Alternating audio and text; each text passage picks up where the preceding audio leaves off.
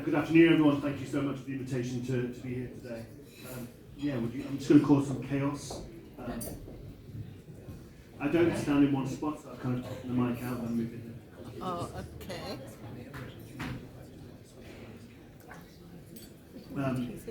He doesn't stand in one spot. So it's Move around here and be controversial. It's a really great honour to be here today, and what I want to do is talk to you about women, and talking about how women need to be moved from the margin to the centre.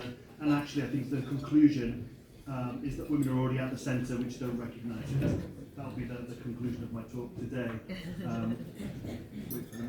It's a hard gig as well, isn't it? Because I was trying not to spill anything down my shirt while I'm eating, and you talking while everyone else is eating. So it's the hardest gig, I think, of the day that we'll do. Thank you so much. So, it was 2 years ago that I first came to the United Nations, the CND, and I was asked to present a talk on stigma, and I got so depressed doing what academics do, presenting the statistics and all the evidence base that shows how depressing and unjust the barriers that women face are. So I decided to tear up the presentation the day before I flew out. But then I was like, oh my gosh, what am I going to say in this forum? So your knees are knocking because it's your first time there, imposter syndrome is kicking off, and I've got nothing to say. No slide, which is like turning up naked as an academic. So instead, I advocated for a strengths-based approach, and I thought rather than just continuing to bemoan the barriers, how can we offer some alternative? So as a result of that, I set up and founded New Central Media, and it was on the back of when I was flying over, how things kind of come together. I was reading a quote by Toni Morrison, and she said this, as an African-American writer and editor in the 1960s, facing huge discrimination herself as a woman and also for being black. She said, I stood on the margins, I stood on the edge, and I claimed it as central, and I allowed the rest of the world to move over to where I was. And I thought, yes, that's exactly where we are in recovery. And so, after having that idea 2 years ago, I then partnered with Recovery Connections, and Dot Smith is here. Dot, just give us a wave. He was the Chief Executive for Recovery Connections, which is a Lero in the northeast of England. And for me, New Central Media is a publishing house that seeks to elevate the voices of lived experience to promote what's called epistemic justice. In other words, rather than the academics, people like myself who've got PhDs in things, where we bring our own concept and flouncy language that nobody else understands, so we eliminate so many people from the knowledge that we're creating, we've decided to commission a number of books. And so I'm proud to kind of say that we've just published on International Women's Day, on Saturday the 7th of March, the first publication of New Central Media, with my wonderful co-editor, Mulka Nisic. And really this book, the origin idea for the book, stemmed from the dynamic work of Mulka with her doctoral studies that's focusing on the strengths and barriers of women in a number of European countries. So thank you for inspiring this amazing work. And so what we've done with New Central Media is that we're co-producing books, but the authors of the books are those with lived experience, not the academics. Also, every author is paid for producing their chapter in the same way that we all are paid for the work that we do. So it's not just about including people who've been traditionally marginalised, but it's saying actually you are the expert, you have the authority, you will be paid and named and recognised for doing that contribution. So what does the book say, in short? Actually, what you hear time and time again, that despite the evidence base situating services and institutions of addiction and recovery as the centre of the powerhouse for change, the women's stories reveal that those very systems and services are broken, fail them, let them down, and cause more harm. In addition, what you also read in those chapters by the 14 female authors is that women face unique challenges beyond those recovery services within society, As a result of patriarchy, their exclusion from the labour market. As a result of this kind of male domination, that men feel it's okay to beat their wives and their partners. And so what we understand from their stories is that actually the inequalities that women face are so complex that the recovery models that we have today are outdated and do not accommodate the unique needs of women. But I'm not here today to talk about the problem. Actually, I'm here to suggest that we're looking in the wrong direction and therefore we need to change our gaze. So if you just bear with me, I'm aware some of you are eating, so if you wouldn't mind just putting down your knives and fork, and would you mind just looking in the opposite direction to myself, so maybe look out towards the kitchen for one moment and don't look back until I tell you something to look back towards me.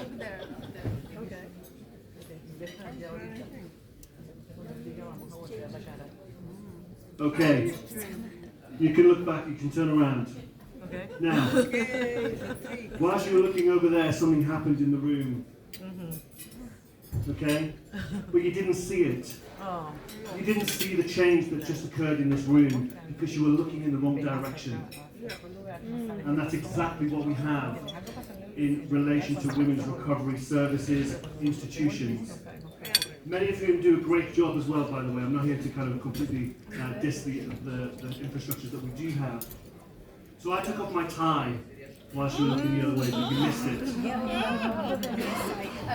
You didn't notice it. The change occurred before you missed it.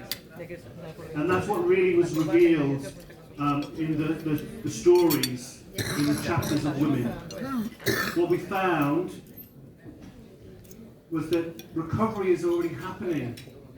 And it's happening in the hands of the women and the communities they create, the relationships they create, the spaces when women come together is phenomenal. So I travelled here from England with a group of 3 women. And the support, the love, the empowerment, the encouragement, the generosity and generativity that those women have shown one another, because 2 of the lived experience authors are also here with us as part of the delegation. We'll be speaking tomorrow morning at 10 o'clock. We're launching the book at 10 o'clock. I've got 2 minutes left. Thank you. We'll be launching the book at 10 o'clock tomorrow morning in MEO79. If you care to join us and meet some of the authors of the book, that would be fantastic for you to show your support to them, to validate the work that they've done. But here's the crux of it. The women create what I would call heterotopias. They create these alternative spaces. There are sites that they create of healing, of liberation, of transformation. They buck this trend that capitalism creates of individualism and isolation and competition. That in those spaces, instead what you see is women sharing their knowledge. Women getting behind another woman and lifting her up, loving her until she's able to love herself.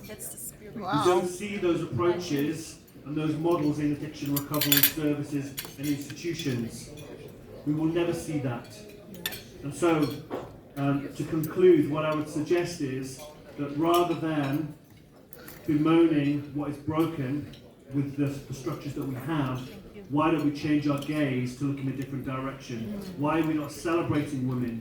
And instead of trying to lobby for more funding for services, why are we not investing in leadership courses for the women we already know who are in recovery?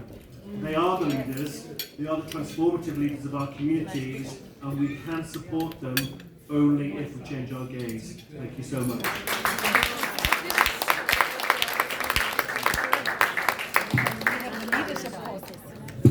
That was perfectly in time. It just told me to warn you like 2 or 3 days ago, so that's what I did. Not to stress you out. So thank you for that contribution and also for showcasing the importance of these stories, and also not to just tell them but also print them for people to see them, more closely and can read them and just spread the word. So when talking about youth, women and families facing substance use disorders and their recovery journey, there's one aspect that the majority of times is there, but often seems to be forgotten in the process of healing, which is the impact of trauma. So not including trauma-informative care can hamper the pathway to recovery, while it also can hamper preventing others from using. So with this, I would like to hand over the word to our next speaker, who will provide us some insights on this, Ronshausen. And she is a licensed clinical psychologist with extensive experience in trauma, substance use disorder, research, and capacity building.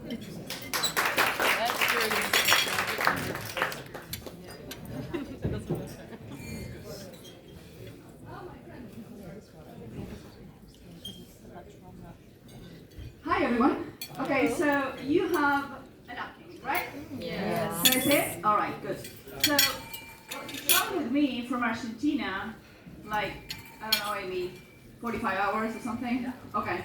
But it's new, right? It's perfect. It has no wrinkles. Now, let's do something together. Let's grab it and wipe our hands. Let's be intentional about it. Come on. All right? Let me see. This is what I have.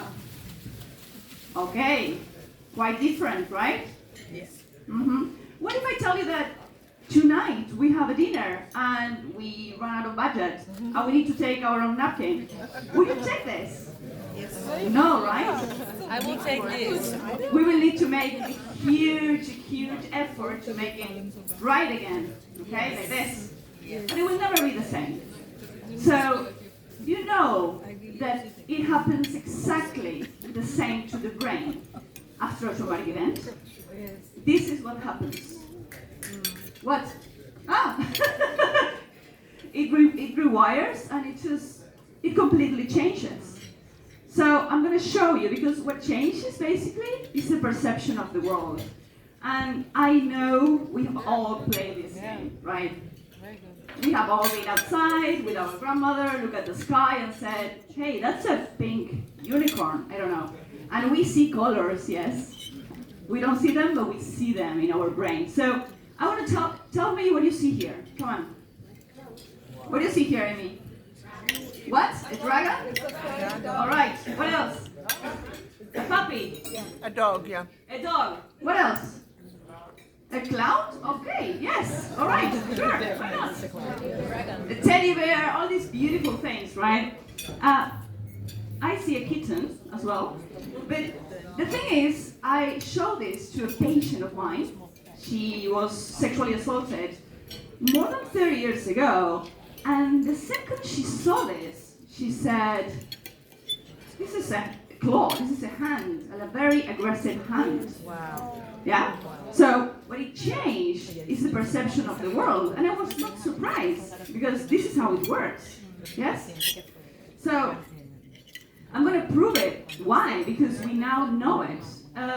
Let's say I think it was mid-90s that Harvard did an amazing research, because all these people were having some kind of weird events, traumatic events, but they were coming full of anxiety, irrational behavior, and nobody knew what was going on. So let's say they invite Anna and say, okay, Anna, come.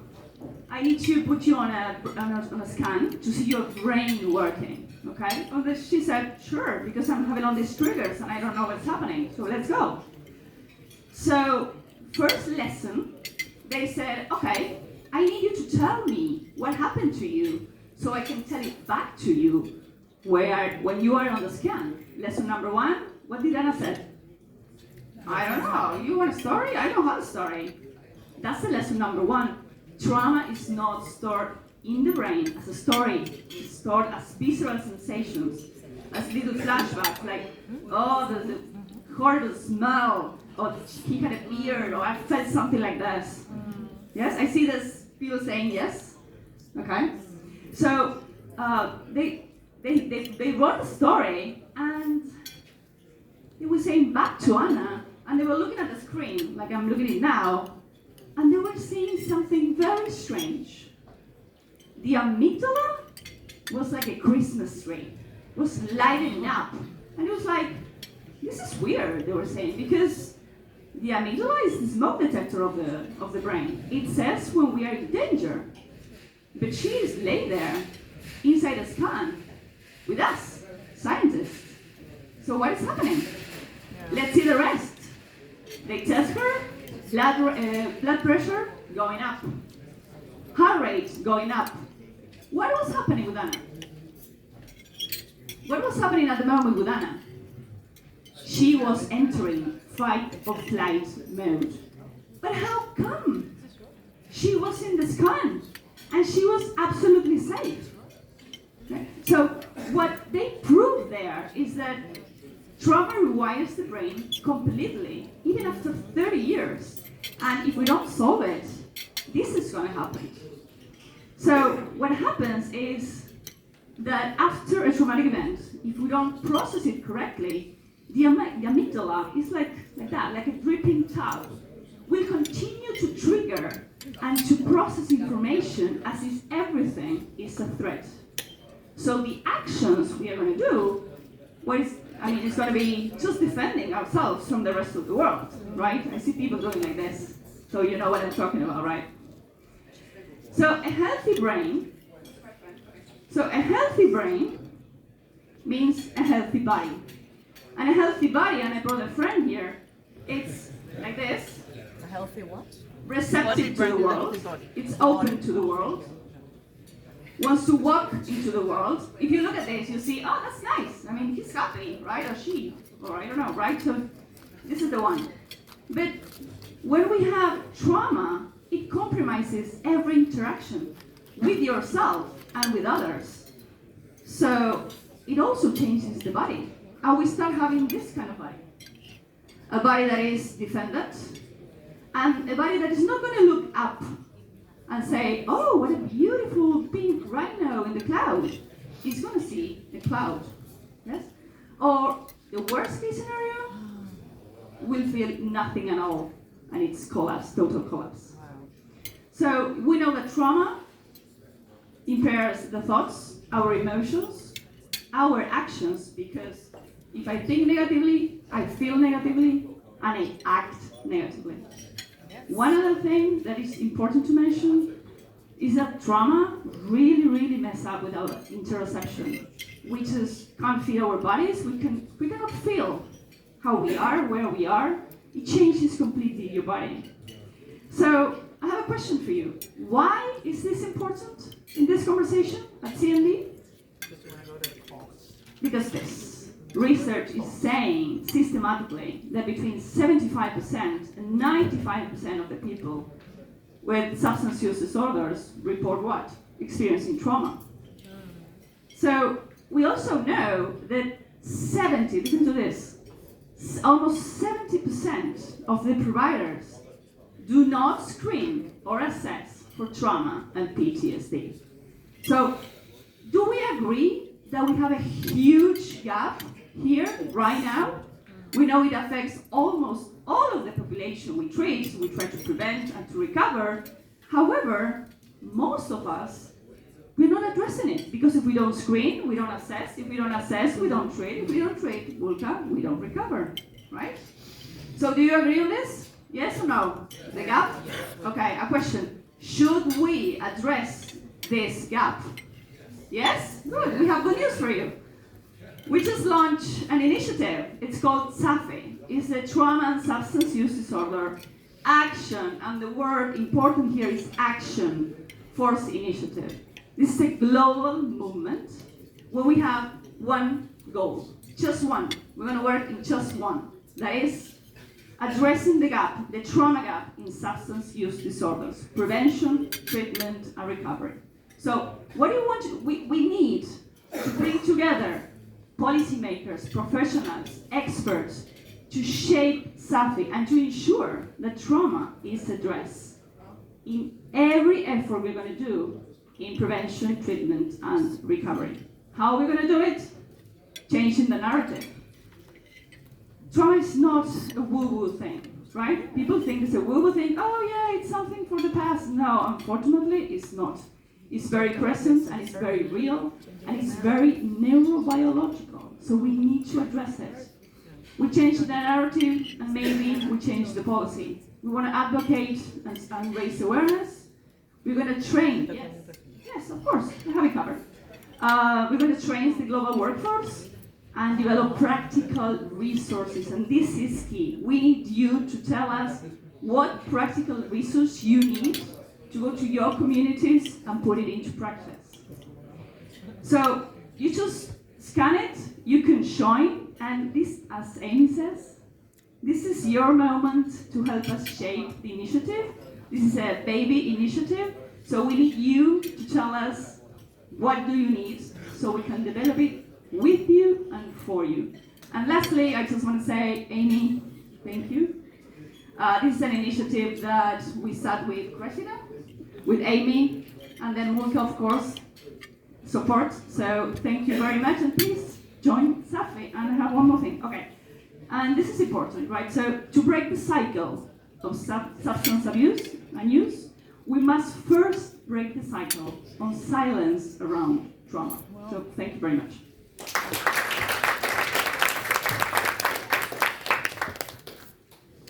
I wasn't lying when I said it was a luncheon of launches. Sorry, I even said it wrong now.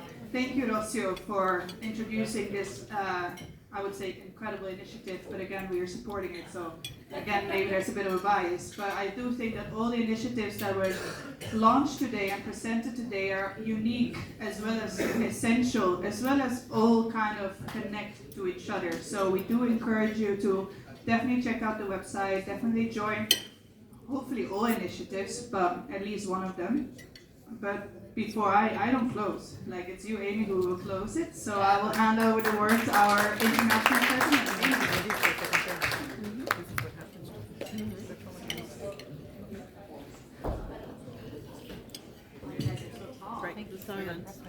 So thank you for attending the Lunch of Launches. So as we bring this to a close, I want to express my deepest gratitude to all of our speakers, our partners at WFAB, and the Recovered Users Networks, and to all of you for joining us and engaging in this topic and taking a commitment, because you're here in the room, so I'm taking your commitment to help us with this. What we explored today is not just a policy, it's personal. It's about people, it's about families, it's about young people finding purpose and communities reclaiming hope. The Global Recovery Families Alliance reminds us that nobody recovers alone. The voices of our young leaders in drug demand reduction show us that the future is not something that we wait for, it's something that we build together. And the call for trauma-informed care challenges us to move beyond a one-size-fits-all solution and to create systems that truly meet people where they are. But we can't afford today to just leave here being inspired. We have to feel responsible. Creating change happens when we act. It's something when policies are shaped by lived experience of those in recovery, when governments invest in prevention, when communities refuse to look away from the path of addiction and instead step forward with solutions. It happens when each of us, whether in policy, research, advocacy, or direct services, asks, what more can I do? So don't let today just be a conclusion, but a catalyst. Let's let this conversation drive commitments, partnerships, and action, because the urgency is real and the time is now. Thank you all for being a part of this movement and for all the work that you continue to do outside of the CND and in your communities at large. Thank you so much.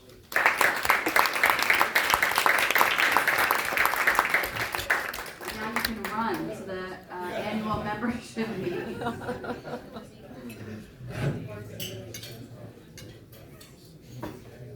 That's what he could. That's what he could.